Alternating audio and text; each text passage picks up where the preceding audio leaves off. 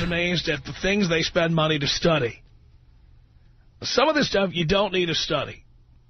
You really don't. Some of the things they've spent millions of dollars to study, I've already told you on this program. And then they go out and they spend the money to find out what they could have saved a lot of time by just calling me. But, okay, they wasted their time on this, and then once again it bears out what I've been telling you. Here it is. This is from the Associated Press. Divorce and out-of-wedlock childbearing cost U.S. taxpayers more than $112 billion a year, according to a study commissioned by 4 groups advocating more government action to bolster marriages. Now, let me just say, bolstering marriage is not my business. It's not my issue. It's not my problem, and it's not something I'm concerned about. And it's certainly nothing that I believe the government can do anything about. So I do not believe the government should be taking action to bolster marriages. I think what the government needs to do is what they won't have the guts to do. And that is to treat straight people equally with gays. You know, they talk about gay people wanting special rights. Well, they've got a special right. Gay people have got a special right that straight people don't have. You know what it is? The inability to get legally married. You know, while gays and lesbians are protesting for the right to get married, I think the protest should go in the other direction. I think straight people should be protesting to take away the right to get married, so nobody can put a gun to our head and try to force us to do it. Honey, I'd love to marry you, but remember last year they made it illegal. That's what we want. But the out-of-wedlock childbearing, that's the part of this that I'm interested in. By the way, why do they lump together divorce and out-of-wedlock childbearing in this study? Well, it's because of the agenda of the group. Because these are 2 separate issues. The out-of-wedlock childbearing, I'd like to know that number on its own. And I think the people who are having out-of-wedlock children ought to be the ones fronting the cost, not the rest of us. You want to have children out of wedlock? Okay. You're going to pay for it. Let's see what would happen to out-of-wedlock childbearing if the people who have out-of-wedlock children had to pay the entire cost of it. Says here, sponsors say the study is the first of its kind and hope that it will prompt lawmakers to invest more money in programs aimed at strengthening marriages. By the way, how can the government do that? I mean, you've been to the DMV. They can't even get your driver's license without standing in line for 3 hours and give you some attitude. How are they going to strengthen your marriage? They're going to attach electrodes to people? How are you going to do that? Are you going to cement them together? We'll spend money buying concrete so we can just, link people up for life. Says here, 2 experts not connected to the study said such programs are of dubious merit, indeed, and suggested that other investments, notably job creation, would be more effective in aiding all types of needy families. There have been previous attempts to calculate the cost of divorce in America. And again, the cost of divorce in America, you're adding apples plus oranges here. The cost of divorce, there may be a cost of divorce, but why did you add it together with the cost of out-of-wedlock childbearing? I mean, let's take baseball statistics, for example. That would be like adding up the number of home runs and errors somebody had and, again, coming up with a total. 2 unrelated statistics that should stand on their own. And they would if you didn't have this group that had its own agenda. And that's why the study was done. It says here, the sponsors of the new study said theirs is the first to gauge the broader cost of, quote, family fragmentation, both divorce and unwed childbearing. The study was conducted by Georgia State University economist Ben Scafidi His work was sponsored by 4 groups who consider themselves part of a nationwide marriage movement. Why do I smell conservative Republican somewhere near this? The New York-based Institute for American Values, the Institute for Marriage and Public Policy, Families Northwest of Redmond, Washington, and the Georgia Family Council, an ally of, oh, what a surprise, the conservative ministry Focus on the Family. David Blankenhorn, president of the Institute for American Values, said the study documents for the first time that divorce and unwed childbearing, besides being bad for children, are costing taxpayers a ton of money. We could save taxpayers a lot of money by making divorce easier. No more judges, no more courts. You don't take judges who should be putting rapists in prison and have them spending their day deciding who gets the knives and who gets the forks. How about we just take divorce out of the court system altogether? You're going to save a goddamn fortune. Seriously. Blankenhorn said, we keep hearing this from state legislators. Explain to me why this is any of my business. Aren't these private matters? Take a look at these numbers and tell us if you still have any doubt. Well, again, the reason divorce costs taxpayers so much is because lawyers insist on turning every divorce into a protracted fight that involves going to court, filing papers, a blizzard of papers, all of your financial records, all of this stuff that is none of the public's business going into the public record. Hell, when I've gotten divorced, the efforts I have had to go to keep stuff out of the public view. You know, how much money I make is none of your business, and it's none of anybody's business for that matter, and how much money you make is none of my business. And yet, they want you to produce all this paperwork, and then they enshrine it in some file somewhere where people are paid salaries to gather and maintain this material. Outrage, no wonder it costs so much. How about you just stop doing that? Really, how much money I make is between me and whatever person I was stupid enough to marry. It's nobody else's business. Says here, Scafini's calculations were based on the assumption that households headed by a single female have relatively high poverty rates. Why is that? Women don't save, women don't invest, women spend money, don't know how to save money or make money. Are there exceptions? Sure. Why waste my time talking about the exceptions? Most women I know can't balance their checkbook. Most women I know go to the store and go to a sale that says 20% off, and then they put all the stuff they buy on a credit card that charges 18% per year. But I saved so much money. How much did you pay in interest? I don't know. No wonder seriously, no wonder women's standard of living is so low and they have relatively high poverty rates. Are you kidding me? Yes, and those high poverty rates, it says here, lead to higher spending on welfare, health care, criminal justice, and education for those raised in the disadvantaged homes.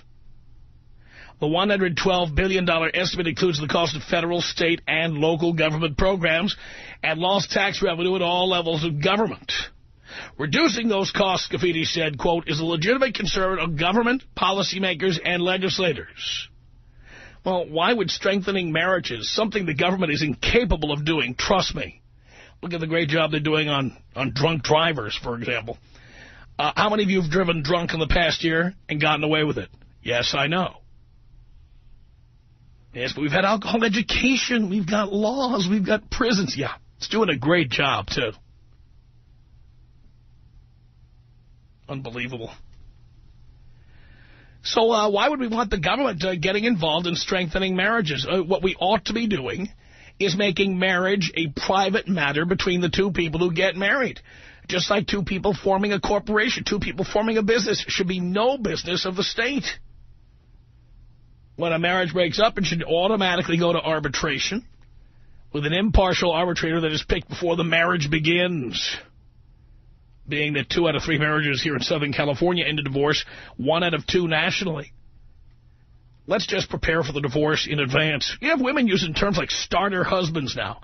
They're planning divorce into the equation. I was 25 and I thought it would be a good idea to get the first one out of the way. I've heard women say that. You got to be kidding me. Says here, while the study doesn't offer formal recommendations, it does suggest that state and federal lawmakers consider investing more money in programs. See, we're already spending all this money. And now they want to spend more money on programs, it says here, intended to bolster marriages. Such a program has been in place in Oklahoma since 2001. Texas last year earmarked about $15 million in federal funds for marriage education. Hey, I'd give you some marriage education for free. Don't do it. The study says, because of the very large taxpayer costs associated with high rates of divorce and unwed childbearing, and the modest price tags associated with most marriage-strengthening initiatives, programs with even very modest success rates will be cost-effective. Sure. And they don't have some kind of a vested interest in that, do they? You don't think Focus on the Family would like to be getting some federal funds to be giving these courses in marriage, do you?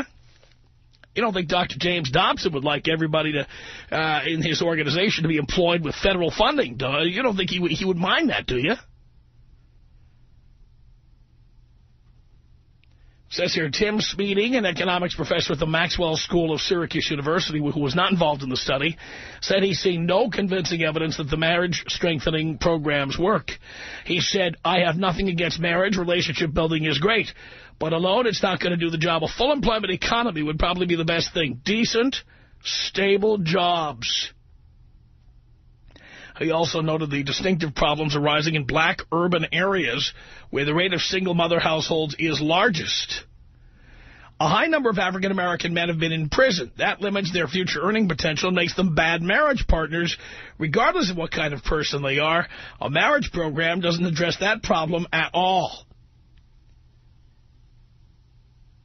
And it goes on and on like this. Look, the government should not be getting involved in the marriage business. In fact, they're too involved in it as it is. Should government be involved in the welfare of children? Absolutely. And if there are abusive parents out there, the government has to get involved to get those kids out of that environment and into a healthier environment. I agree with that. But that's taxing the government's ability right there. To be having the government getting involved in making marriages stronger, what the hell could the government do about that? The real solution is, number one, ladies, stop having kids out of wedlock, because if you would read any of the studies, girls, are you paying attention, girls? If you read any of the studies, you would see that when you become a single mother, you are putting yourself into poverty, okay? You're not all Britney Spears and Christina Aguilera with the baby bumps and the nannies and stuff. You are just a bunch of barely high school graduates, if that, who don't have the money, who don't have the time to take care of children. You have children, and then you expect the rest of us to pay for it. How about y'all stop having those kids? How about we give people disincentives to be having children out of wedlock? I have always advocated a tax system that, rather than being based on you having a certain number of exemptions for each child that you have, that we give you 3 exemptions for every one of 3 children you don't have. So in other words, you start out when you have no children with 3 exemptions. Have 1 child, you get 2 exemptions. 2 children, you get 1 exemption. If you have 3 children, you get no exemptions. More than 3 children, you pay extra. You pay part of the cost. You know, taxes are supposed to give people an incentive to do things they wouldn't otherwise do. When you give people, like, tax incentives, sweat equity, like to rebuild inner cities and what have you, the idea of that is to get people to do things they wouldn't otherwise do. Having children is something people are going to do no matter what the tax policy is. So how about we start charging people who have more kids? You want to have 4 kids, 5 kids? Guess what? Your taxes are going up. Let's see how many people go ahead and have 5 and 6 and 7 kids then. You know, I mean, again, I have no... You have a right to have as many kids as you want, but you better be prepared to pay for all the services that's going to cost us. You want to send 12 kids to school? Great. You pay for 9 of them. The first 3 are on us. I think that's reasonable, don't you? Tom Leykis. 1-800-5800-TOM. 1-800-5800-866. I just have a problem with you calling women dumb bitches. I don't see where you get off. Well, I only do it when they are dumb bitches. Yeah, but it's just such a derogatory term. You cannot find any other words in your vocabulary just to express how you feel. Oh, yeah, dumb whores, stupid broads. There's plenty of words in my vocabulary. You're not even Why are you on the radio? This is over-the-hill sluts. I mean, I'm like a thesaurus. I got plenty of words. It's the Tom Leykis Show. It's the Tom Leykis Show. At 1-800-5800-TOM. Thank you for tuning in. Thanks for being part of our program. My friend show. Okay. We're talking about a study involving two unrelated issues, divorce and out-of-wedlock parenting. And they talk about how this is costing American taxpayers more than $112 billion a year. The people who sponsor the study, of course, have a vested interest. They'd like to get federal funding. You know, they didn't say this, of course, but you know they'd like to get federal funding so they can then educate people. And, of course, many of them have a Christian conservative, agenda. They'd like to be educating people on how to stay married. Ways to stay married probably would include things like, abstain from sex, abstain from doing anything except the missionary position, don't use any birth control. Just have as many babies as you can and then pray to God that everything will be okay. And other similar great advice. I say the solution is less people getting married, less people having children out of wedlock, economic disincentives to be having children out of wedlock. Start charging people for that. Make them pay the real cost of education. Make them pay the real cost of welfare. Make them pay what it costs. And we'll see how many people are going around with baby bumps then. And that includes teenagers. Make them pay, too. If not then their parents. Make them pay. If you can't keep your little sluts from going out and spreading their legs late at night, maybe you ought to be paying the tax. 1-800-5800-TOM is our telephone number. It's Lisa on the Tom Leykis Show. Hello. Hi, Tom. Hi. How are you today? I'm great. Wonderful. This is my first time calling. I absolutely love you, and I agree with you 100% on this topic. I've been married, divorced, no kids. I'm so sick and tired of paying for other people's kids. It's ridiculous. And as far as I'm concerned, I should be rewarded. I should get lots of money back on my taxes because I'm tired of paying for everybody else's kids. Yeah, I totally agree with you. You know what's really unfair? If I make X dollars and have no children, as I do, and the guy next door to me makes the same amount. He makes X dollars also, but he has 3 children. I pay more in taxes than he does. So essentially, I'm being taxed to pay so he can have children. Absolutely. And you're paying for his children to be educated. And these welfare people, there were supposed to be term limits on that, and it's absolutely ridiculous. Well, I'm not even talking about the education. I am being taxed so he can get a tax benefit. Absolutely. I pay more, he pays less. So his kids not only get educated and get school lunches or school milk or vaccinations or wherever else kids get educational programs that teach them how to use a tampon or whatever, he also gets a financial benefit. Mm-hmm. And I'm paying for it. Absolutely. We're paying to raise their children. I didn't have these children. Why is it coming out of my taxes? I'll solve you the problem right now. If the people having children had to pay the cost of having them, how many out-of-wedlock births do you think we'd have then? Oh, absolutely. The reason we have so many out-of-wedlock births is because we put no limits on how many kids you can have or how many tax exemptions you get. Yep, I agree. My ex-boyfriend had 4 kids with his ex-wife, and it's crazy the money he gets back. And every year I'm stuck paying and paying and paying, and it's because I don't have the little deductions running around the house. It's outrageous. So it's crazy. But I just want to call and tell you I agree with you 100%, Tom. You're on. Thank you so much, Lisa. Appreciate the call. Yep, 1-800-5800-TOM is our telephone number. For some reason, that call won't hang up. Line 6. Why don't we pop that down and figure out what's wrong with the phone? There we go. Something's wrong with the phone. Let's go to the other hybrid and say hello to Maria on the Tom Leykis Show. Hi, Tom. Hello. Hi, Tom. I love you. As well you should, darling. You're awesome. Thank you. Okay. So what are we talking about? I don't know. I'll tell you what. Buy a radio. Call me back. Let's say hello to Angelina on the Tom Leykis Show. Hello. Hi, Tom. How are you? I'm doing okay. I'm doing wonderful. Well, I'm an LCSW. What is that? I apologize. I'm a licensed clinical social worker, and so it's just a really fancy name for a therapist. Oh, okay. Got it. I went to a really conservative private school, so I'm thinking that everything that they would give us would support all these marriage programs that are already going in Oklahoma and Texas. Yes. But actually, in all reality, there is zero clinical proof supporting them.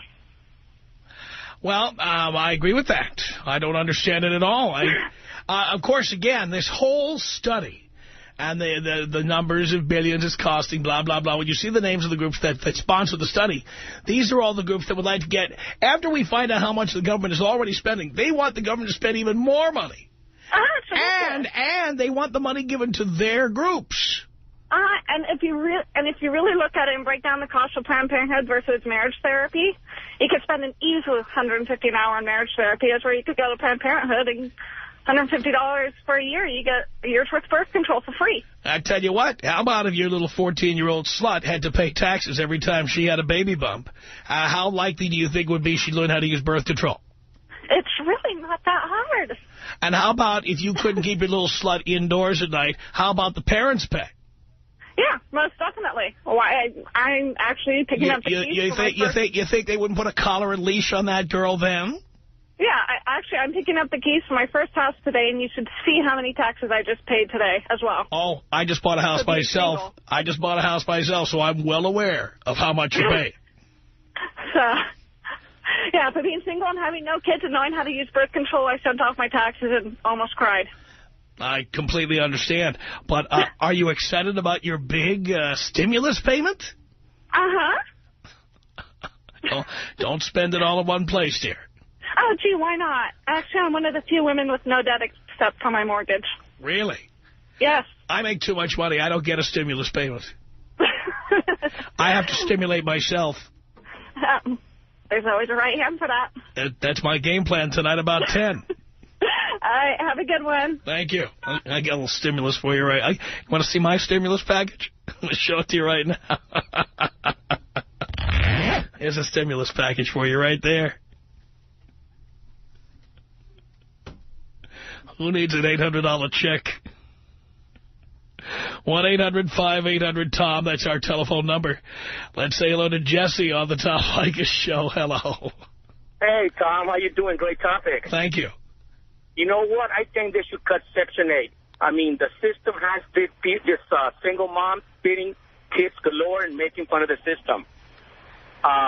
Section 8 should invest more money in investigating where those kids come from instead of covering up more money to them. You know, I hate to go to my units and apartments and all these girls are doing is just making fun of them. Nobody wants to solve this problem. I've got the solution to the problem. Along with what I just suggested, economic disincentives to have illegitimate children. How about we add in there mandatory DNA testing like has been proposed in Tennessee and some other states now?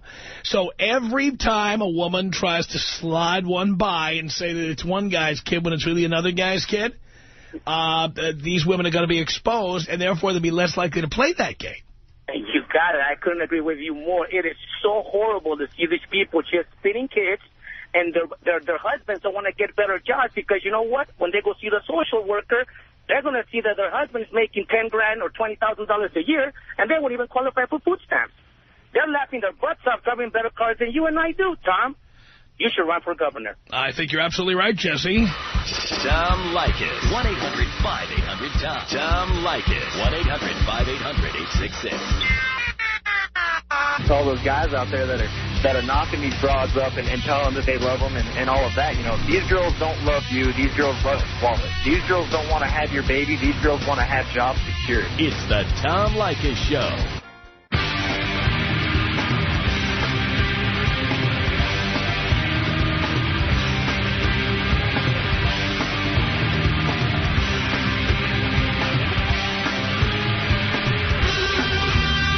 From Hollywood, the Tom Leykis Show. Thank you for tuning in. It's 1-800-5800-TOM.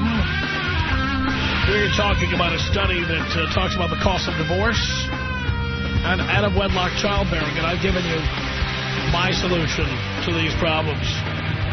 You want to cut down on divorce?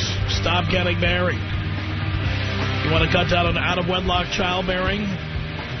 Start making people pay the cost of out-of-wedlock childbearing, rather than charging the people who don't have children to subsidize those who do. 1-800-5800-TOM. That's our telephone number. It's Rick on the Tom Leykis Show. Hello. Hey, Tom. Man, listen to me. I totally agree with you. It's extremely frustrating that people are going out and having kids. They don't want to take the responsibility. They want to pay for them. But the problem is this, is when people who don't have kids start saying, I don't want my taxes to go for that. I don't want my taxes to pay for schools or after school. Wait a minute, but that's not what I said. Okay? Yeah, no, let me make it clear what I'm saying. Okay? Yeah. I know that it is to my benefit to have an educated populace. Right. So generally speaking, I like the idea of educational taxes. One of the reasons I like that idea is because everybody pays them. And nobody gets a discount because they have kids. Everybody pays. You know, if the guy next door owns a house, the same house as mine, right. You know, income taxes, I subsidize his federal income taxes. I subsidize his California state income taxes. But property taxes, we pay the exact same amount. So as long as we're all paying equally, I'm fine with that.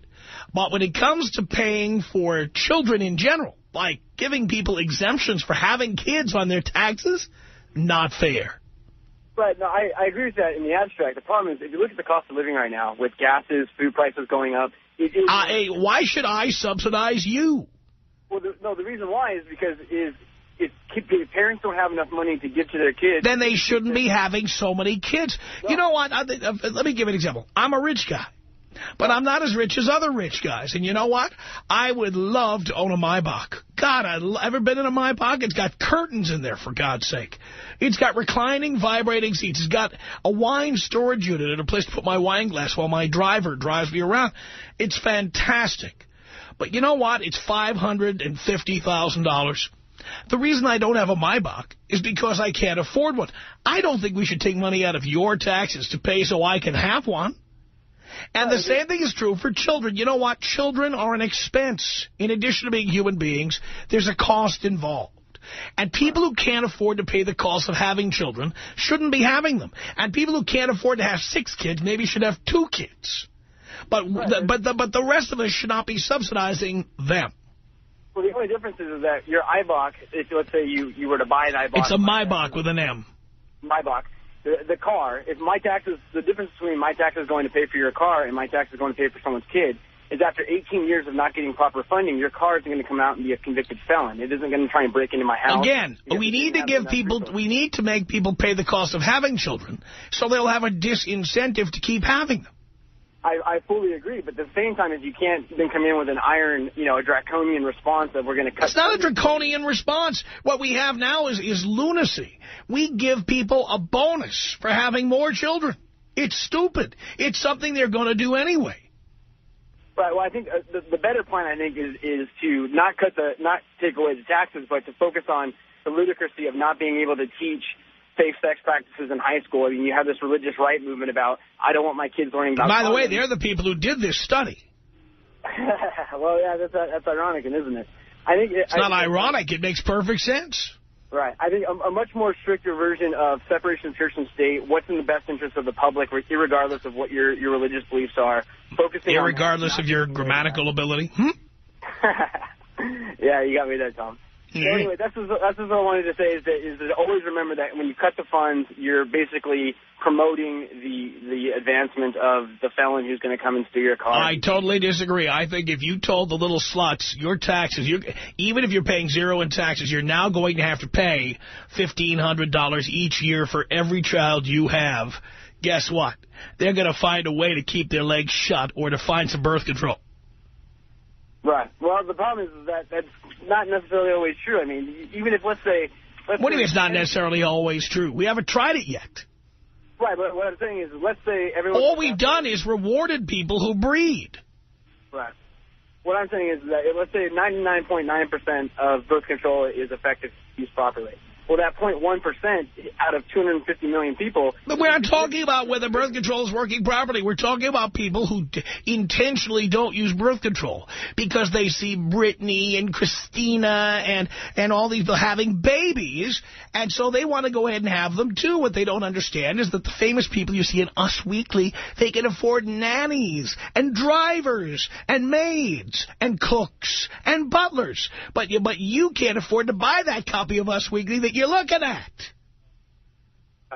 No, I fully agree about taking personal responsibility and making them pay. Right, and making them pay, but at the same time, not cutting the taxes and things like that, I think is essentially. I think people who don't have children should be rewarded. People who have less children should be rewarded.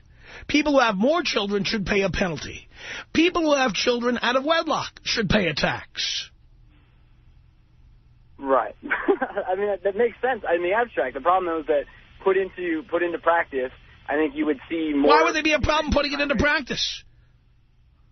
There would be a problem putting it into practice? I'm asking you, why would there be a problem putting that into practice? Well, the reason why putting it into practice would be a problem is because once it's implemented, then the consequences of this would be kids getting less funds for education, for clothes, for proper nutrition. Their parents made a mistake. Quite frankly, they probably should not. They'd make less mistakes if they knew that rather than getting a bonus for having a child, they were going to get a bill.